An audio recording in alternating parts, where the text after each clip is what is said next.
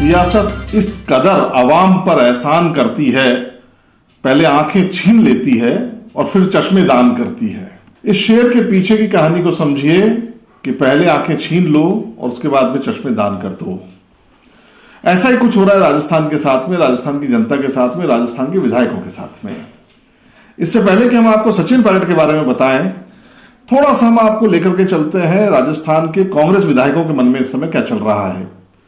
मुख्यमंत्री अशोक गहलोत ने जब बाड़ेबंदी की थी, सचिन पायलट से थोड़ा सा घबरा करके कि हो सकता है उनकी सरकार टूट जाए, डूब जाए, चली जाए, और उस समय ऐसा दौर चला था।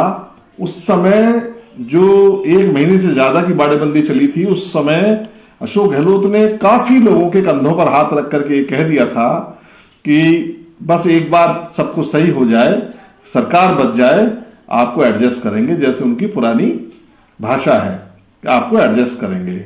एडजस्ट कहां करेंगे मुख्यमंत्री जी? विधायकों को आप एडजस्ट कैसे करेंगे?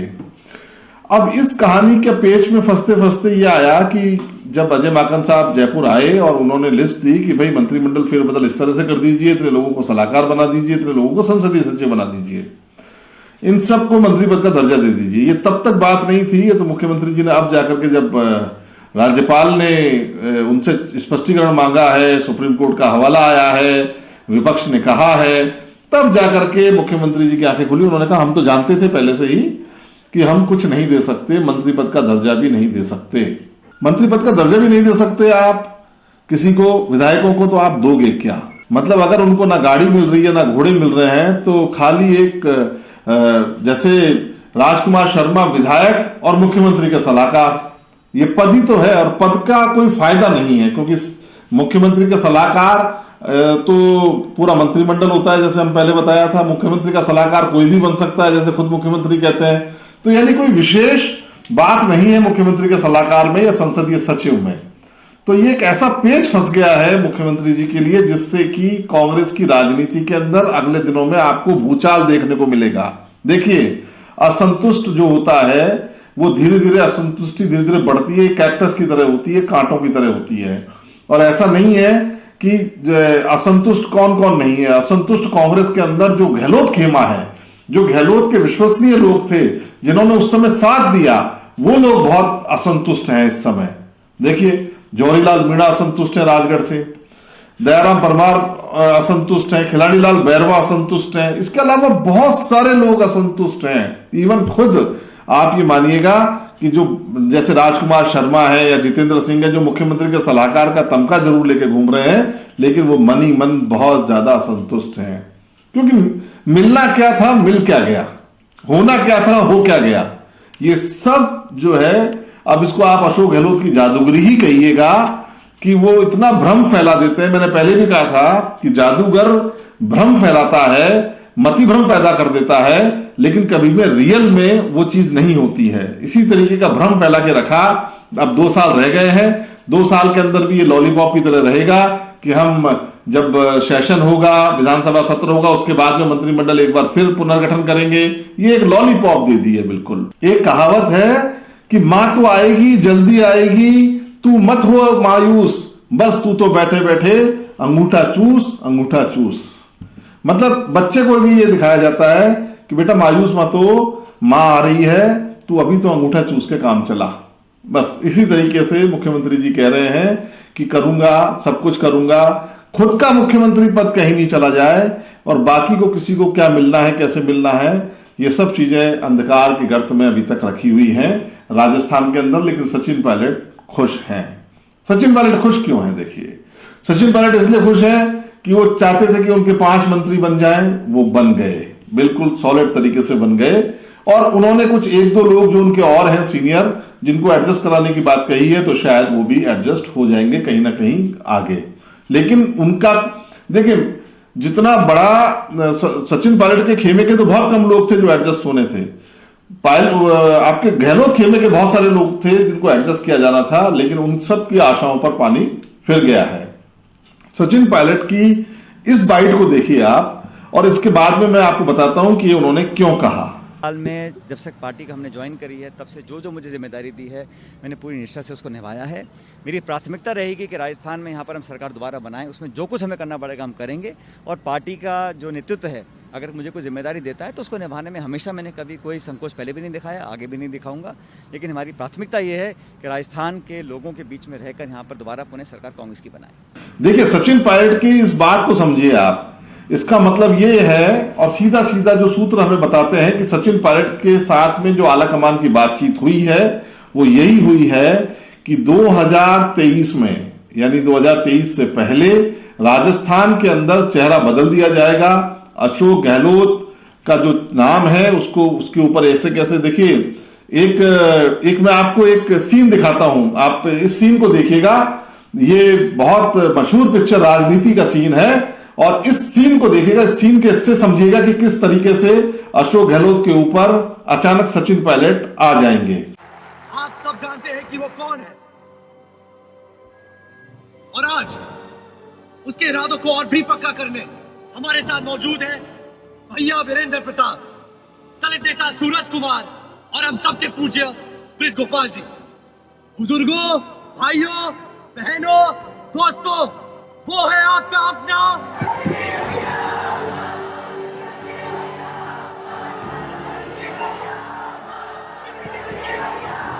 तो देखा आपने, बिल्कुल इस तरीके से, जिस तरीके से क्या दिख रहा था और क्या हो गया, बिल्कुल इस तरीके से राजस्थान की राजनीति के अंदर 2023 के अंदर जो चुनाव लड़ा जाएगा वो सचिन पायलट के मुखौटे पर लड़ा जाएगा। क्योंकि ये तय है कि यदि भारतीय जनता पार्टी और वसुंधरा राजे के सामने कोई टिक सकता है तो वो केवल सचिन पायलट टिक सकते हैं। अशोक गहलोत 2 बार बुरी तरह से पराजित हुए हैं वसुंधरा राजे के सामने और जीते हैं तो बिल्कुल नेक टू नेक जीते हैं। पराजित होते हैं बहुत बुरी तरीके से और जीतते हैं बहुत मुश्किल, बिल्कुल कांटे की टक्कर के ऊपर। तो आप समझ लीजिए कि अभी भी इनका, अगर अशोक गहलोत, इसलिए आलाकमान भी ये चाहता है कि जो फाइट हो वो इस तरीके की हो कि राजस्थान में सरकार रिपीट हो, और राजस्थान में सरकार रिपीट करना अशोक गहलोत की बस की बात नहीं है, ये भी आप तय मानिए। क्योंकि अगर रिपीट करना अशोक गहलोत की बस की बात होती तो उन्होंने गुड गवर्नेंस तो पहले बहुत अच्छी दी है। इस बार तो कोई अच्छी सरकार नहीं है, लेकिन पहले की जो सरकारें थी 98 की अगर आप सरकार देखें, 2008 की सरकार देखें, तो ये बहुत ज्यादा अच्छी सरकारें थी जिसमें बहुत अच्छे काम हुए थे। लेकिन उसके बावजूद भी सरकार, जो लोग थे, उन्होंने उनको नकार दिया। और इस समय जो विधायक हैं, विधायकों के अंदर तो अंदर ही अंदर रोष, अंदर ही अंदर गुस्सा फूटता जा रहा है। और ये गुस्से का परिणाम क्या होगा, देखिए मैं आपको बताता हूं कि असंतुष्ट कहां जाएंगे भाई। उनके पास तो या तो अशोक गहलोत की तरफ रहो या सचिन पायलट की तरफ रहो। अब उनको ये पता है कि सचिन पायलट के पास खेमे में जो रहा उसको तो फायदा मिल ही रहा है, सचिन पायलट तो वहां से ले आए। लेकिन जो अशोक गहलोत के खेमे में रहा उनमें से कितनों को फायदा मिल रहा है? किसी को कोई फायदा नहीं मिल रहा। अशोक गहलोत ने जो अपनी पहले बस्ती जमा रखी थी बस वही अभी तक जमी हुई है। बहुत मुश्किल जो विधायक लिए हैं, जैसे राजेंद्र गुड़ा को ले लिया बसपा से, तो राजेंद्र गुड़ा खुद परेशान है कि उनको क्या झुंझुना पकड़ा दिया सैनिक कल्याण का, जबकि 6 बसपा विधायकों को वो रिप्रेजेंट करते हैं। उनको सबको उन्होंने पूरी की पूरी पार्टी को शामिल करवाया था और उनको दमदार विभाग दिया जाना चाहिए था। सीनियर हैं राजेंद्र गुड़ा, लेकिन उनको भी झुंझुना पकड़ा दिया अशोक गहलोत साहब ने। तो अशोक गहलोत क्या है कि धीरे धीरे करके अपने ही पेचों में फंसेंगे, अपने ही। अभी आप धीरे धीरे देखते रहना, बयानबाजी आपको देखने को मिलेगी। और ये सिर्फ जो विधायक अभी चुप हैं वो सिर्फ ये देख रहे हैं कि अशोक गहलोत क्या 1-2 महीने के अंदर और अगर उनको कुछ दे सकते हैं, किसी तरीके का कोई निकाल सकते हैं, कोई रास्ता निकाल सकते हैं, तब तो बहुत अच्छी बात है। नहीं तो वो जो विरोध है वो इतना भारी पड़ेगा अशोक गहलोत को कि हो सकता है कि जिस तरह से पंजाब में सत्ता परिवर्तन हुआ, राजस्थान में भी आपको सत्ता परिवर्तन देखने को मिले। क्योंकि अशोक गहलोत सभी को संतुष्ट नहीं कर सकते और अशोक गहलोत खेमे के बहुमत में लोग, बहुतायत में लोग असंतुष्ट हैं। बहुतायत में, मैं बार बार आपसे कह रहा हूं, बहुतायत में बहुत सीनियर लोग, रामनारायण मीणा, दयाराम परमार, खिलाड़ीलाल बैरवा, जवाहरीलाल मीणा, इतने सीनियर लोग हैं जो ये सोच रहे हैं कि ये अशोक गहलोत किस तरीके के निर्णय ले रहे हैं या अब इस समय कौन सी सरकार चल रही है।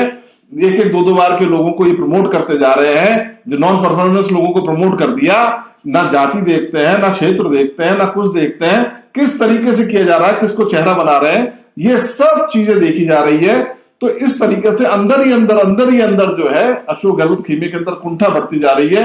न संसदीय सचिव बने हैं, सलाहकारों के पास में कोई मंत्री पद नहीं, कोई राज्य मंत्री नहीं, कोई ऑफिस नहीं, कोई गाड़ी नहीं, कोई घोड़ा नहीं, कुछ नहीं, सिंपल विधायक है वो, सिंपल विधायक। और मैं बार बार कह रहा हूं, मुख्यमंत्री सलाह भी नहीं मानेंगे। ये आप बैठक देखते हैं ना, ऐसे तो रोज विधायक जो एक विधायक है वो मुख्यमंत्री से मिल ही लेता है, महीने में एक बार तो, 2 बार तो इस तरह से फोटो खिंचा सकता है। बाकी सलाहकारों के पास में कोई काम नहीं है, ना काम मिलेगा उनको। और दूसरा, संसदीय सचिव भी अब कैसे बनाएंगे? कोई मंत्री पद नहीं मिलेगा, राज्य मंत्री पद नहीं मिलेगा, सुख सुविधाएं नहीं मिलेगी।